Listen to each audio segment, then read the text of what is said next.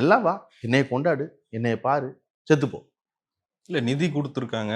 அதுதாங்க சொல்றேன். அவங்க கூட நாங்க நிப்போம்னு சார் நான் ஆதவர்ஜுனா நிதியே சொல்லியிருக்காரு. சார் நீங்க எவ்வளவு பணம் குடுங்க சார். ஃபுல்லா போச்சு சார்.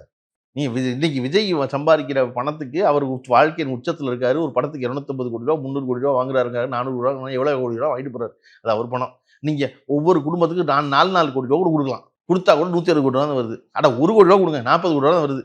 சரியா? அதெல்லாம் விஜய் 1 கோடி ரூபா குடுக்கணுமா? 10 லட்சம் ரூபா குடுக்கணுமாலாம் நம்ம சொல்ல வேண்டியது இல்ல. அதெல்லாம் அவர் விருப்பம்.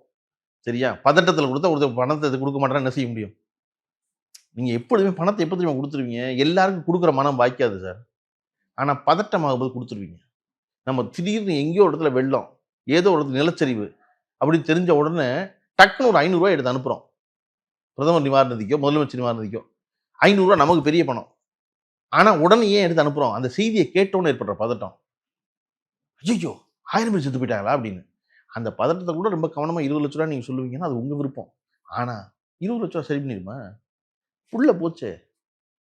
அப்பன் போயிட்டானே! என்ன செய்வீங்க இந்த உயிர? ரொம்ப முக்கியம் உயிர் இல்லையா? எல்லாத்தையும் விட உயிர் தான் பெருசு. அந்த உயிர நீங்க பணம் குடுத்து என்ன பண்ணுவீங்க? எப்படி செய்ய முடியும் அத? உங்களுடைய கவனக்குறைவில் ஏற்பட்ட கொலை அது. உங்களுடைய கவனக்குறைவில் ஏற்பட்டது. அத பத்தி அக்கறை இல்லாம ஏற்பட்டது.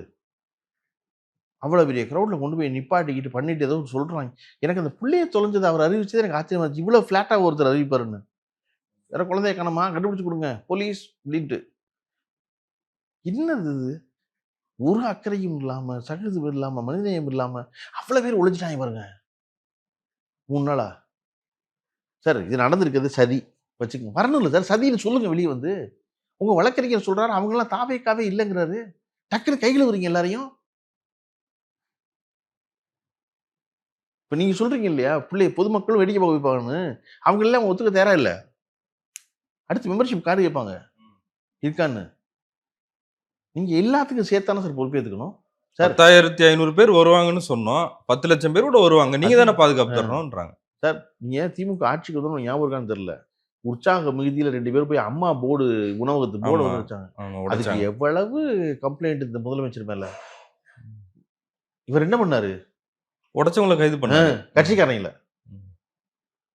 அந்த போர்ட கலட்டவங்க. போர்ட உடைக்கல. போர்ட இறக்குனாங்க கீழ. இந்த போர்டு இருக்க வேணாம்னு. அப்ப ஒரு சாதாரண பெயர் பலகைய போய் அடிச்ச ஒருத்தனுடைய கட்சியுடைய தொண்டனுக்காக அந்த கட்சியுடைய தலைவர் எல்லா கேள்வியும் கேட்கப்படுகிறார். 40 பேரை கொன்றிருக்கீங்க. பதில் சொல்ல மாட்டேங்கிறீங்க. பேசாம இருக்கீங்க. நீங்க எவ்வளவு பிரிவிலேஜ்டு.